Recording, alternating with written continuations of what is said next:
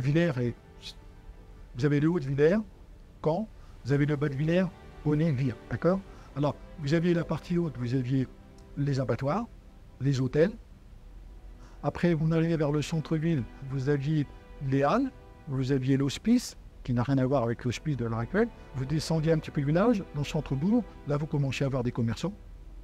Et puis on arrivait dans le bas, où là, vous avez la place en face à la médiathèque, il y avait le petit marché aux cochons, et on descendait plus bas, là on avait le marché au beurre.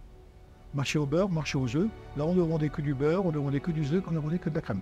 Ça, c'est le Villers au début du XXe siècle. Là, par exemple, vous êtes dans le centre du bourg et vous avez l'ancêtre de la maison de retraite Jeanne Bacon, ce qu'on appelait l'hospice pour les personnes âgées. Quasiment jusqu'à la Seconde Guerre mondiale, le Villers-Bocage est une ville-rue. On n'y a pas toutes les voies parallèles, les voies secondaires que l'on a aujourd'hui. C'est après la Seconde Guerre mondiale, avec la reconstruction, que la ville va s'agrandir.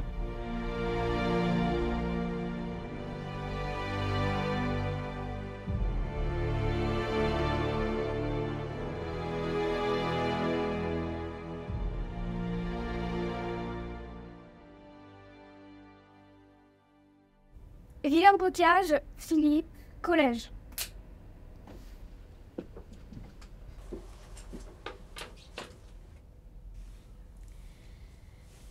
En fait, elle servait à quoi cette chèvre noire avant? Bonne question. Moi, j'ai bien connu l'enfant. Parce qu'en fait, la salerie Charlenois, c'était d'anciennes étables que mon grand-père, qui était marchand de bestiaux, avait fait construire dans les années 1920, juste après la guerre de 14. On est dans une région d'élevage. La majorité des terres étaient des herbages.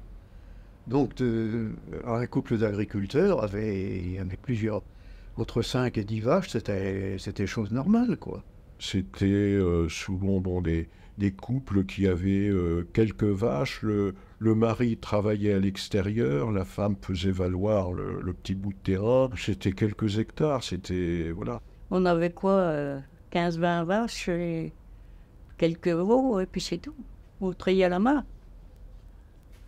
On trayait pas à la machine.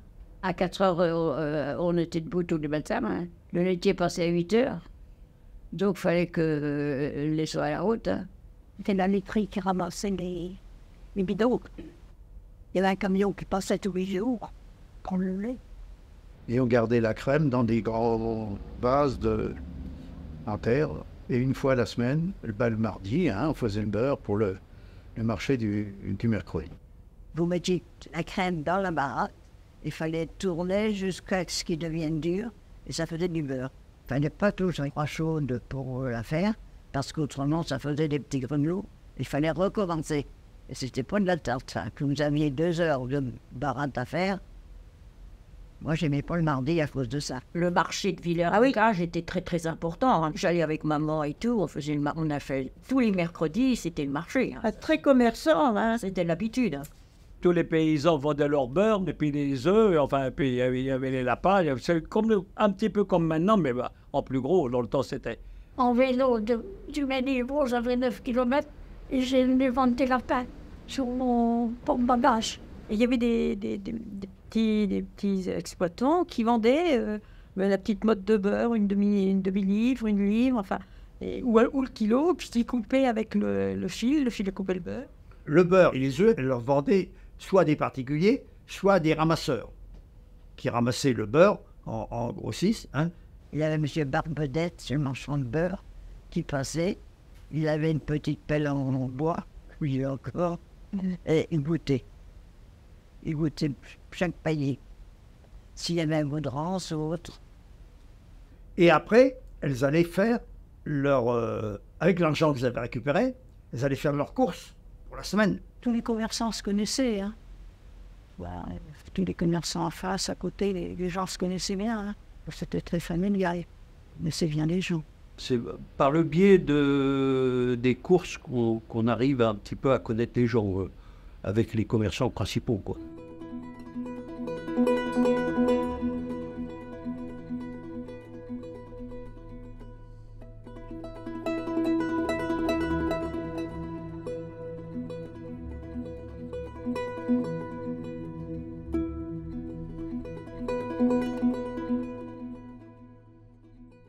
Est-ce que beaucoup de gens avaient des voitures? Les voitures, il n'y en avait pas beaucoup. Hein. C'était calme à l'époque. La première voiture, mon père l'a vue. Il était en train de labourer dans la plaine. Là. Une voiture sans chevaux. C'était un événement. Il n'y avait qu'une voiture au milieu. C'était à Bêche, il avait une Peugeot à marche au bois. Au bois, on bois coupé. Les voitures comme maintenant, c'était vraiment les riches, enfin les gens qui avaient... Oui. Mais autrement, c'était des voitures à cheval. Surtout les jours de marché, alors là, il y avait beaucoup de carrioles. Alors ça, nous, gamins, ça nous plaisait. Il y a encore les anneaux là-bas au cimetière, où il attachait les chevaux. On venait avec la carriole, le cheval, et son plus beau harnais, parce qu'on y mettait un point d'honneur, à avoir un beau cheval, un demi-cent. Mon père, Jules Martin, il s'appelle, a habillé les chevaux dans tous les alentours, dont 17 mères qui disaient. 750 chevaux, dans ce temps-là, ça faisait du boulot. Il avait 2 ouvriers pour pouvoir mettre l'équipage pour toute l'année. Hein. Le cheval, quand il vient, il est noble, il est habillé. Il avait un beau collier, il avait du ben green. Et puis là, on achetait ce qu'on avait le matin. On mettait ça dans la charrette et on repartait.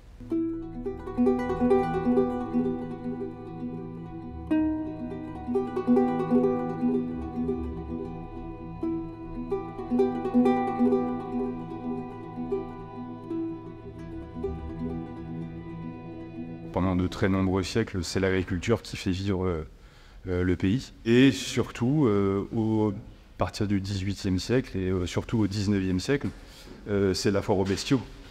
Voilà. Et le marché hebdomadaire qui font vivre Villers-Bocage. Le marché à bestiaux, c'était le troisième le plus grand marché de France. Hein.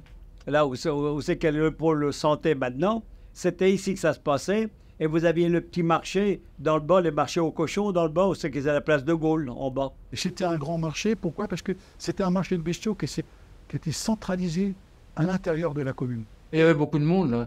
Tous les gens de la campagne aux alentours venaient. Il y en a qui, même à l'époque, ils venaient sur Redon. Hein. Il y en a qui venaient de plus loin, à pied. Il y a une dame qui était à la maison de retraite, elle faisait 16 km avec des bestiaux pour venir les vendre. C'était le mercredi matin. Il fallait être à 4 heures au travail. Les gens venaient même la veille, qui couchaient à Villers, posant leurs vaches. Ouais. Les gens venaient de la région parisienne, achetaient des vaches pour les expédier à Paris. Les vaches de viande qui allaient à l'abattoir de la Villette et les vaches à mouillante qui allaient dans les fermes de la région parisienne.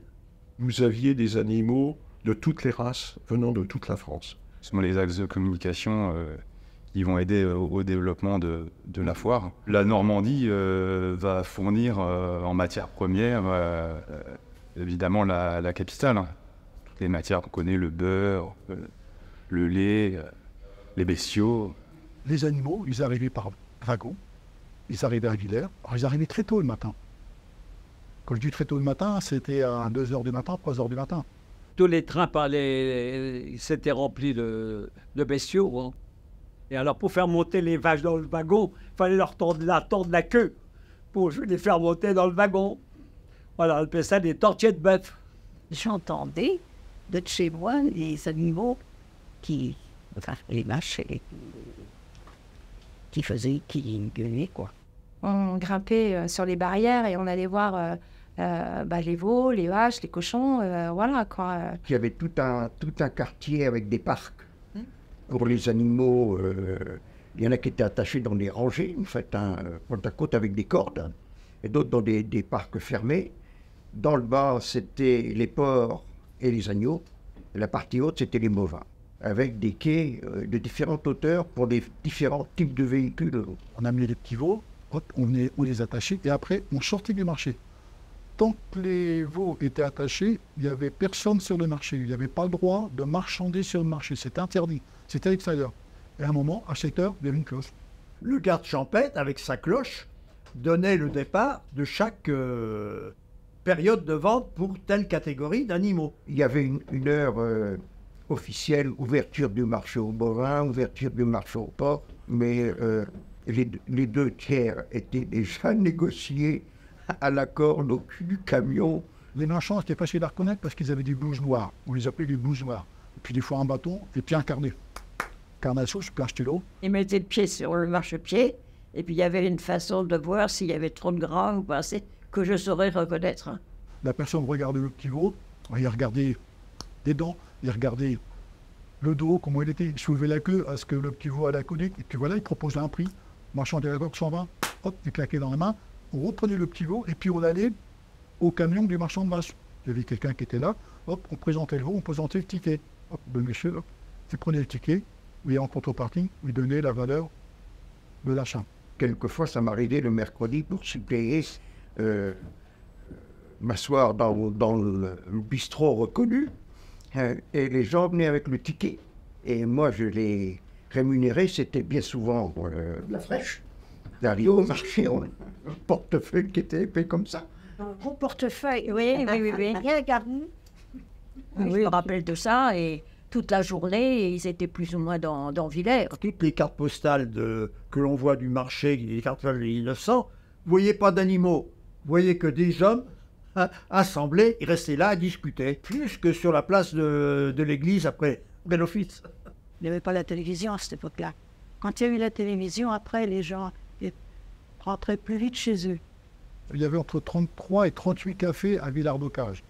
Dites-vous bien que le mercredi, tous les cafés étaient occupés. Chacun était fier qu'il avait fait telle affaire, telle affaire, telle affaire. Il a acheté une baginiche, il a acheté des taureaux ici et ça. On buvait un petit coup. Oui. Non, oui, je me rappelle de ça. Alors là, ça faisait la foire. Hein. Entre 10h du matin et midi et demi, qu'est-ce qu'on fait?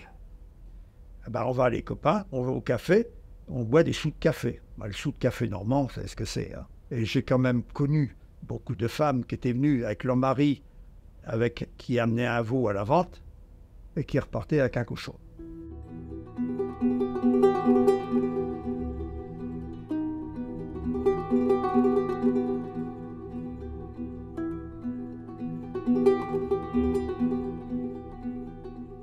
Après la Seconde Guerre mondiale, on a créé des petits abattoirs sur la route de Bayeux, en attendant la construction d'un centre d'abattage moderne.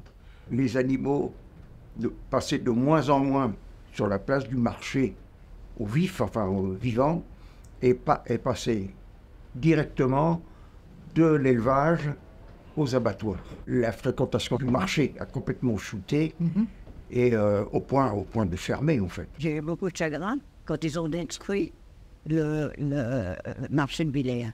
C'était une relique pour moi. C'était quand même quelque chose qui avait subsisté là pendant des années, des dizaines d'années. C'était quelque chose qui faisait partie de Villers-Bocage. Il restait tellement de peu de choses à Villers, étant donné que Villers avait été extrêmement bombardé.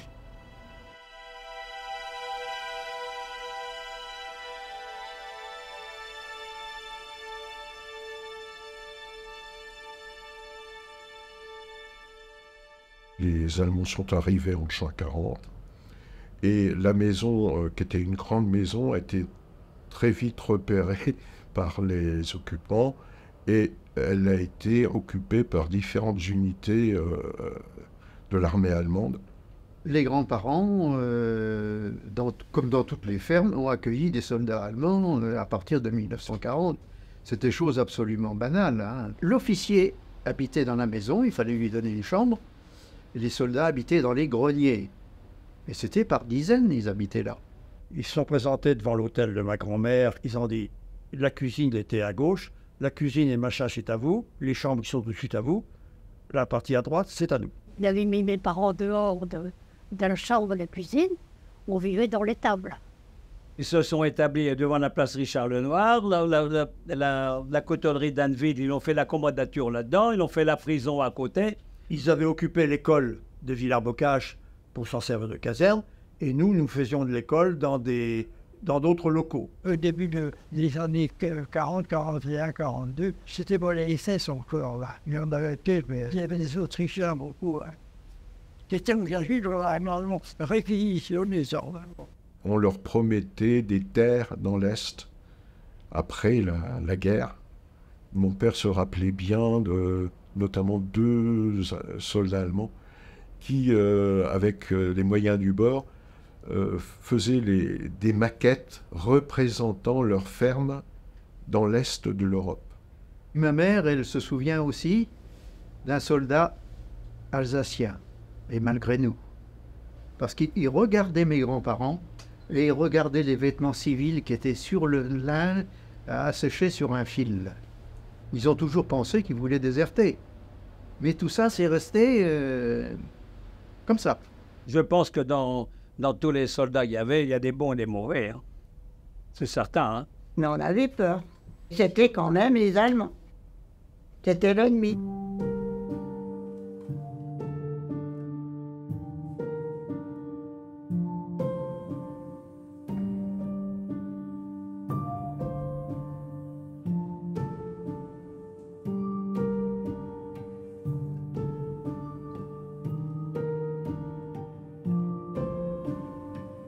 L'armée allemande n'avait rien à manger, strictement rien. Donc ils vivaient sur le pays. Ils étaient propriétaires de tout. Et ils venaient chercher une vache, un veau. Chez eux. Hein. Ah oui, ils avaient faim, les Allemands. Ils n'avaient rien à manger. Pendant 3 ou 4 ans, ils étaient là, toujours à nous demander quelque chose pour manger. On était en train de faire du beurre, par exemple. Ils venaient, il fallait leur donner comme c'était. Et le beurre n'était même pas fait.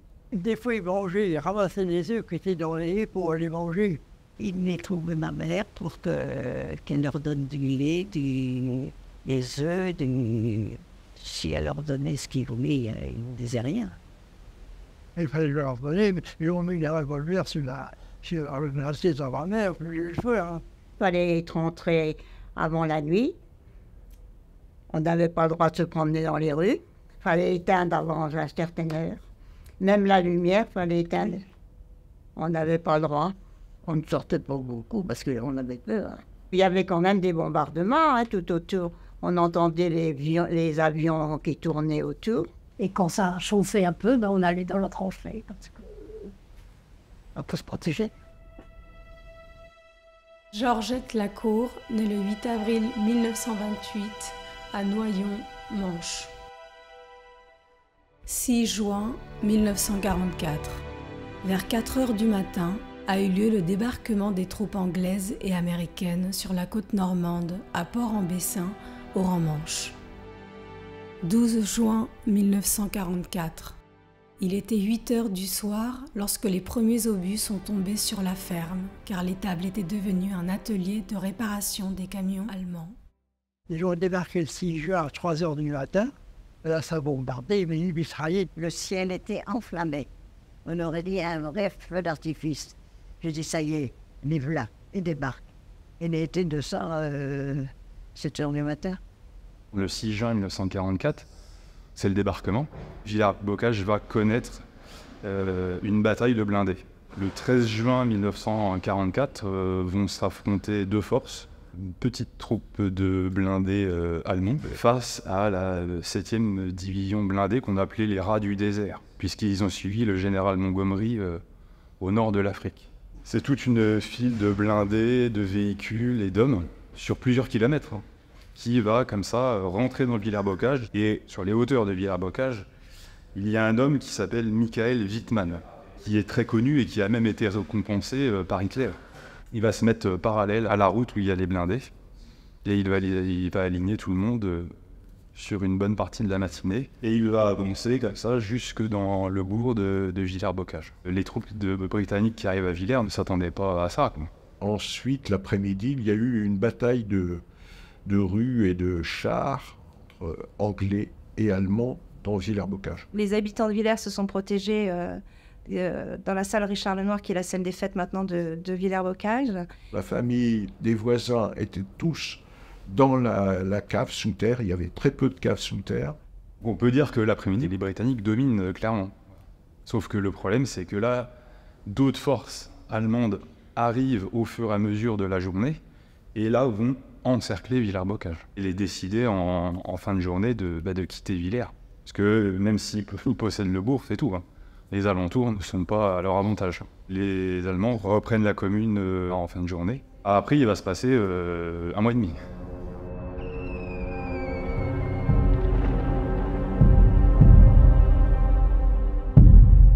À la fin du mois de juin, le 30 juin, il y a eu un grand bombardement qui a détruit l'essentiel de Villers-Bocage.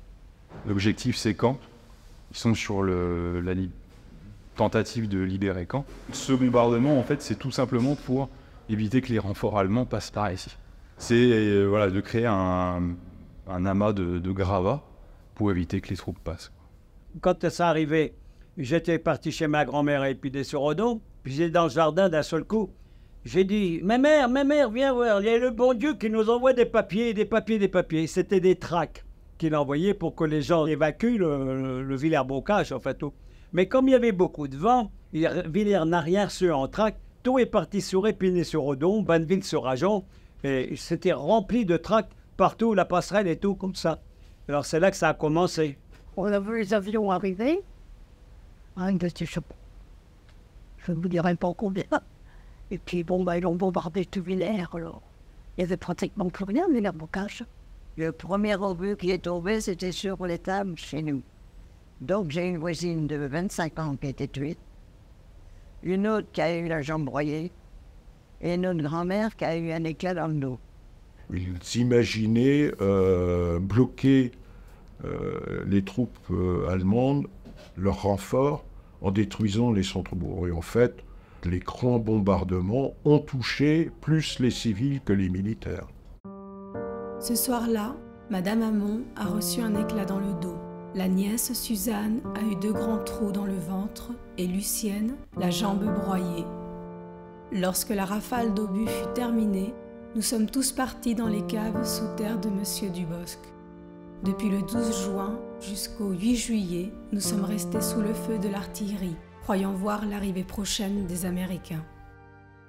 Au mois de juillet, on est autour du 7 juillet.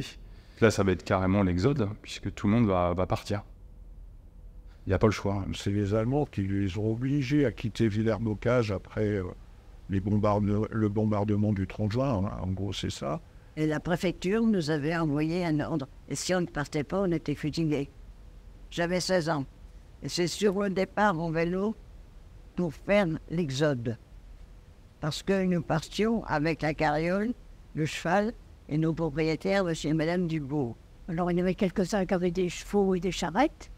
Alors le peu qu'on avait dans les valises, c'est les chevaux qui les emmenaient, quoi. Comme les Allemands, ils réquisitionnaient les chevaux, le père René dit à mon père qui s'appelle « Dis donc, Jules, tu vas me prendre un cheval et un carriole sur autant que les Allemands n'auront pas. » Ils ont appelé tous les chevaux qu'ils avaient sur le carriole, la vachère, le banneau, tout. Ils ont rempli de nourriture, tué un cochon, mis dans le pot, des sacs de blé, les matelas par-dessus, les grands-mères en haut qui étaient grimpées sur les matelas. On avait une vache, on l'emmenait avec nous, attaché à la charrette. Alors quand ça montait là, nous les gamins, on avait la canne et puis tout de suite. Souvent ils sont partis dans les départements voisins où il y avait qui avaient été soit libérés, soit disons, plus paisibles, c'est-à-dire par exemple dans l'Orne, la Mayenne. On était arrivés jusqu'à Bordeaux, là. On bouchait dans les fermes, en cours de route, parce qu'on faisait pas 30 kilomètres. Avec ma sœur, tous les soirs, on faisait 25 kilomètres pour trouver un endroit où coucher, par terre, sur le plancher, dans la paille, dans du foin. On dormait pas beaucoup. Hein. On a donné chacun une couverture, et c'est tout, on n'avait pas autre chose. Hein. Quand vous ne vous déshabillez pas pendant les jours, c'est tout le temps pareil. Hein. Vous savez, c'est ça qui est plus dur. Hein. C'est quand on ne peut pas faire rien du tout. Hein. Quand on couchait dans certaines maisons, il y avait les rats, il y avait tout. Hein. Les rats qui pouvaient vous passer dans... Ah ben c'était l'exode. Hein. Et on s'était réfugiés sous une ligne de chemin de fer. Il y avait des ponts par endroits où il y avait de l'eau. On s'était installé là-dessus. Mon père avait mis des planches et puis on dormait là-dessus avec 2 matelas. Une fois, il y a des Allemands qui sont arrivés la nuit. On se demandait ce qui se passait. On avait emporté nos chiens, nos chats. On avait peur. à Saint-Jean-de-Blanc, je me souviens, j'étais gosse, il y a un officier allemand, un capitaine allemand qui était bourré, qui avait bu de la goutte, et il avait senti des femmes. Il y avait 5, 6, 7 femmes qui couchaient dans la paille. Il voulait absolument les ennuyer. Il avait vu une échelle par derrière, par où qu'on montait le foin dans le grenier de l'étable. Alors mon père, il a vite pris l'escalier d'intérieur. Et puis quand le capitaine allemand est arrivé en haut de l'échelle, il a pris l'échelle, hop, il a balancé l'échelle, et le capitaine allemand est tombé sur le tas de fumier, dans le fumier. Les Allemands, pour être protégés, ils se mettaient dans les convois. Sur la route, il fallait mettre une bras blanc pour les évacuer. Parce que les Américains, ils mitraillaient dehors. S'ils voyaient une voiture dans un convoi, ils mitraillaient tout le monde. Il suffisait qu'un avion anglais ou américain repère un véhicule allemand, alors là, c'était le mitraillage garanti. On se retrouvait à sauter de la charrette vite fait, dans des fossés, avec du sang partout, il y a des chevaux qui étaient tués, des gens et tout ça. J'ai vu la misère complète étant gamin. Hein. Tout ce qu'on a vu de mort et tout ça sur les routes, non, c'était pas beau les soldats. À tel point qu'un jour, ma mère a eu tellement peur qu'elle a couru se mettre à l'abri dans un fossé. Et quand elle est arrivée dans le fossé, elle a réagi, qu'elle s'est rappelée qu'elle m'avait oublié. Elle m'avait oublié en terrain découvert.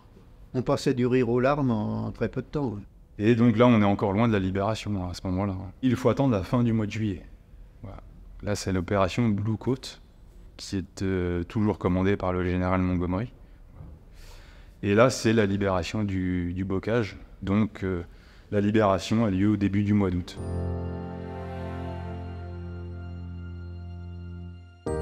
Après-midi, cueillette des noisettes dans le jardin du père Bédoué avec Roger, Louis, Suzanne.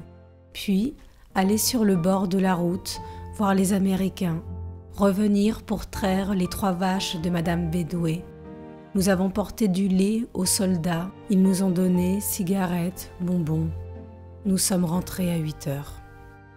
Quand on a vu tout ça arriver, oui, on était heureux.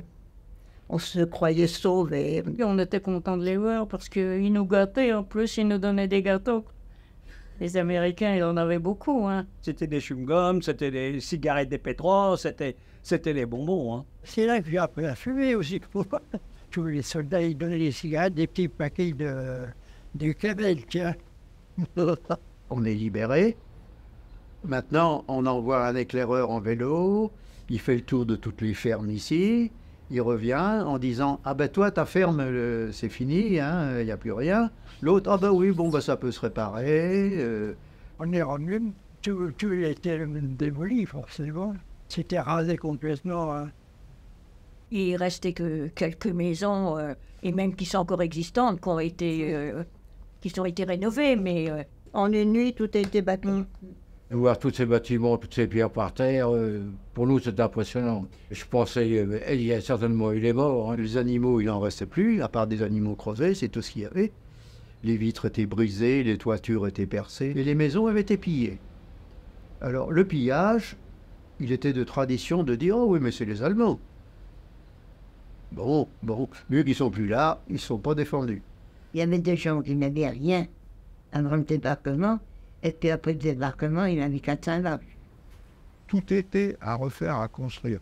Et ces gens-là, pour beaucoup, avaient perdu la totalité de leurs biens. Villers a été détruit pratiquement à 80 ou 90%, il n'y avait plus rien. Donc on peut imaginer ce qu'ont ressenti ces gens-là à ce moment-là. Ma grand-mère, en fait, on ne parlait pas beaucoup de la guerre, parce que c'était un traumatisme, justement. Je pense que c'est resté un traumatisme très longtemps. Vous savez, on est marqué à vie. Hein.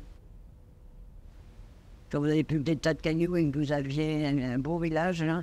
C'était très émouvant, parce que mon père qui faisait partie de la résistance dans l'Aube et tout, j'ai vu ses larmes, les larmes aux yeux de mon père. Ça, c'est tout ému. Et il a dit, ça fait rien, mes enfants. La vie, il faut qu'elle continue, il faut que ça reprenne. On repartira. Petit à petit, nous nous sommes réinstallés et nous avons repris la vie d'avant l'exode. C'est un vilain cauchemar que nous venons de subir. Souhaitons que ce sera l'unique.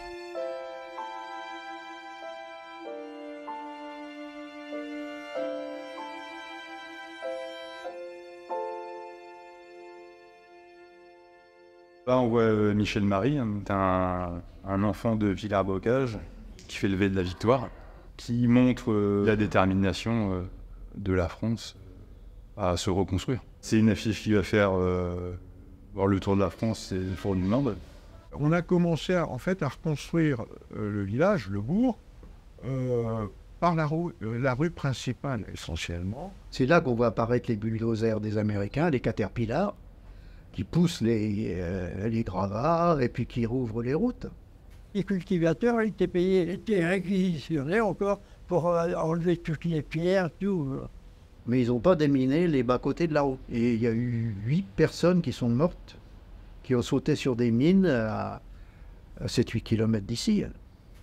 Le fils de notre employé journalier, c'était bien l'idée d'aller débiner un champ pour la ramasser au panier à pommes. Mon beau-frère a sauté sur une mine. Lui, il en tirait à une zone, il tirait, il dit, ouais, il en est resté quelque chose. La ville, elle est déclarée sinistrée. Ça se fait au cours de l'année 1945, hein, cette déclaration de ville sinistrée. Il fallait monter un dossier de dommages de guerre avec tout pour pouvoir définir un coût, une indemnisation et qu'est-ce qu'on allait nous reconstruire. On ne pouvait pas avancer plus vite que l'État ne pouvait fournir, quand même. Il n'y avait rien. À l'école, on allait à l'école, c'est tout. Hein. Il n'y avait pas de cinéma, il n'y avait rien de tout ça. Il y avait la Grande Rue en 46, à peu près. C'est tout. Il n'y avait pas d'épicerie encore à l'époque. Hein. Tout avait été abattu. On n'avait pas beaucoup à manger. Hein. On avait des cartes de pain et tout ça. Hein. On allait au commerce avec des bons. Comme la vie était très difficile, les mairies distribuaient, ce que François vient de dire, des bons de ravitaillement. Il y avait une famille de 4 enfants, avait par exemple 4 tickets, et des gens qui étaient tout seuls avaient un ticket pour la semaine ou pour 3 jours. La vie était un peu plus dure sans doute que les gens qui étaient dans des villes qui n'avaient pas été détruites. Hein. Bon, déjà pendant un certain temps au début, il n'y avait pas d'eau courante, dans les quelques mois. Heureusement, l'eau courante datait des années 20 à Villers-Bocage, hein, peut-être même presque 30 pour certains. Hein. Donc les puits n'avaient pas été détruits. Les gens brillent, comme on n'avait plus rien, qu'on était sinistrés, eh bien, nous envoyaient des affaires à manger. Et c'est pour ça qu'il y a une avenue qui s'appelle l'avenue de Brioude.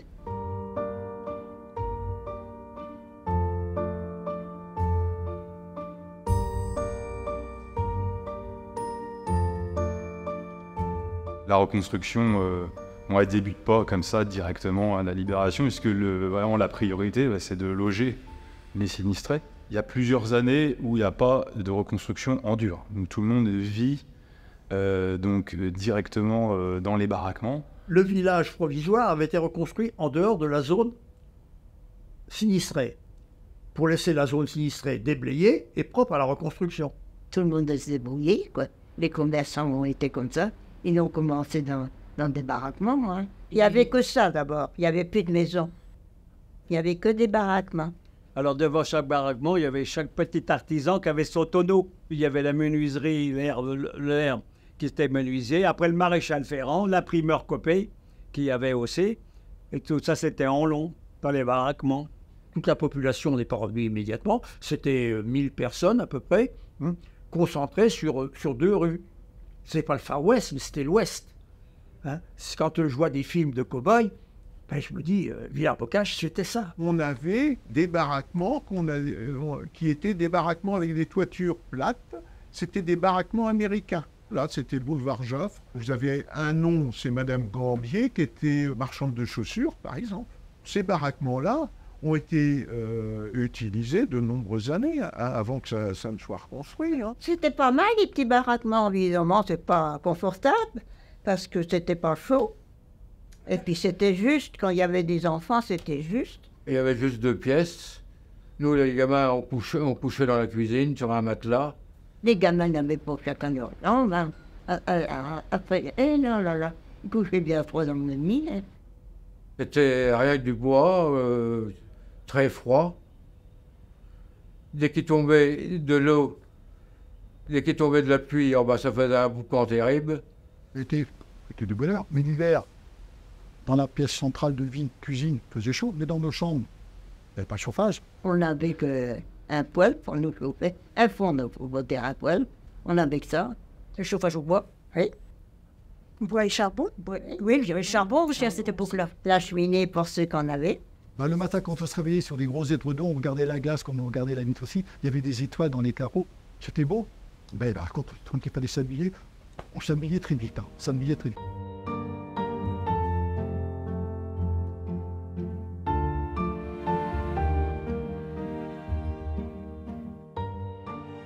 La reconstruction en dur, il faut attendre la fin des années 40.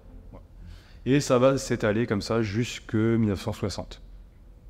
Donc on a une vraie reconstruction qui dure un peu plus de 10 ans. La première pierre de Villers-Bocage, en fait, a été posée, inaugurée en 1948. Vous avez une pierre qui est marquée et qui indique en fait la date du début de la reconstruction. Il y avait Monseigneur Roncalli, il est venu. Et il a vu maman. Et il lui avait dit qu'elle aurait un enfant dans l'année. Et effectivement, ma soeur est arrivée dans les années 50. La bénédiction un miracle. Là, on dit aux gens qu'ils ne vont pas retrouver ce qu'ils avaient avant. Puisque la reconstruction d'après-guerre, elle a cette particularité, c'est que tout va être nouveau. On ne refait rien à l'identique, sauf quelques exceptions. Ils ont commencé par la maison de retraite d'abord, sur la route de Saint-Louis. Et puis les maisons, ils ont commencé. On a vu sur la route d'Aunay les maisons qui sont en contrebas derrière la gendarmerie, là. C'est ceux-là qui sont construites les premières. L'école est remontée vers le centre-ville, pour des raisons de facilité. Après, il y a eu l'église, et on a terminé par la mairie. La grande nouveauté de la reconstruction, ça reste quand même l'aménagement et l'urbanisme. Plus que l'architecture. La nouveauté de la Villers-Bocage, c'est de dégager un grand espace au milieu du bourg, donc pas d'habitation, où on va mettre la poste, la mairie, et en face l'église. Ce qui vient clore la reconstruction de Villers-Bocage, c'est l'inauguration de la mairie en 1960, de l'hôtel de ville, du centre administratif, avec la présence du général de Gaulle dans ses grands parcours en province. On passait en voiture, quoi. Ouais. C'était une voiture décapotable, et puis nous, on était rangés de chaque côté dans le bourg de Villers. On était sur le bord de la route pour le voir passer. Et c'était gentil de sa part de s'arrêter pour me remercier et dire bonjour.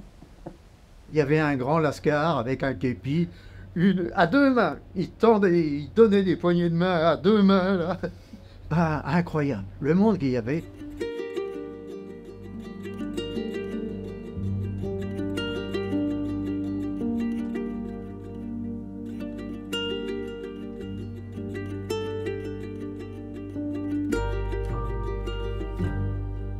Ça a été installé en 1961. Mon mari a appris la coiffure à Paris, il s'est installé là, et le salon a été fait en 1961 par une maison de Paris.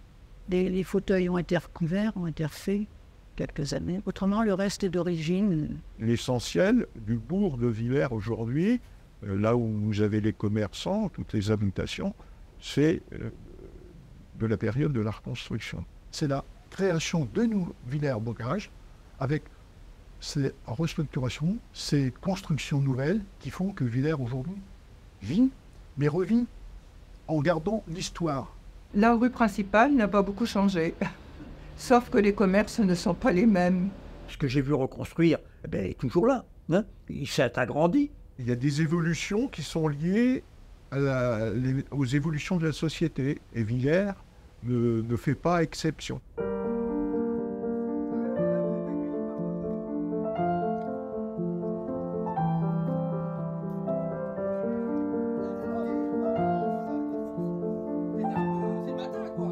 À cette époque-là, il y avait une solidarité dans les difficultés. Les gens s'aidaient beaucoup. On essayait d'évacuer tous les mauvais souvenirs et voilà, de se retrouver ensemble.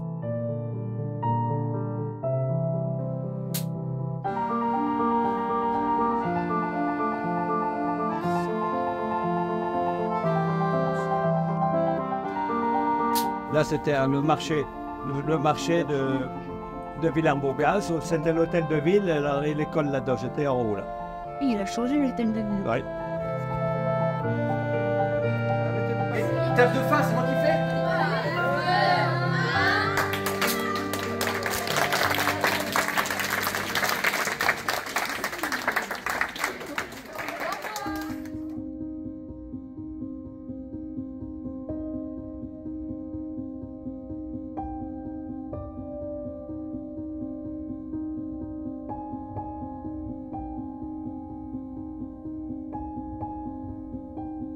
Tout s'est développé finalement après les années 80. Le gymnase, le collège qui a déjà été agrandi, pas comme maintenant, mais agrandi d'un bâtiment. L'école maternelle qui s'est aussi transformée. On était à peu près 800 quelque chose, de maintenant on est 3000 et quelques, je crois. Il y a des lotissements qui se sont créés qui n'existaient pas. On a connu, c'était des champs, et puis on arrive, on va aller faire un tour par là. Il y a des maisons partout. Ah bah oui. Villers s'est effectivement étendu avec de nouveaux lotissements au pourtour du bourg de la reconstruction. Normalement, il y a 300 maisons qui vont construire, donc 600 personnes minimum, oui. Ça fait marcher les commerces. On a tout sur place. On a des grandes surfaces, on a tout. Je vais même plus à Caen. J'ai tout à Videnco. Il manque un cinéma. La vie est devenue facile à Villers-Bocage. Mais parce qu'il y a eu des gens, après la guerre, qui ont fait un travail énorme pour reconstruire cette ville. Il faut reconnaître que Villers est beau et bien maintenant. C'est vrai dans le fond. Parce qu'il n'y avait plus rien. Ils ont fait Villers comme il faut. Hein. Je trouve que c'est quand même une petite ville où on y vit facilement. À Villers, c'est une ville agréable. C'est accueillant. Villers, j'ai aimé tout de suite, quoi. Les gens étaient très très sympas. Les commerçants, j'ai très vite sympathisé avec beaucoup de commerçants. Quand je sors dans Villers, c'est rare quand je ne rencontre pas quelqu'un d'échange. Ce sont mes racines. J'ai que des bons souvenirs de Villers. J'ai eu des super copains et copines et des super instituteurs, institutrices, profs à Villers. On pourrait finir un autre jour là. Enfin, vous avez votre maison chacune. Avant que je rencontrerai le prince Charles. Ça, on ne sait jamais.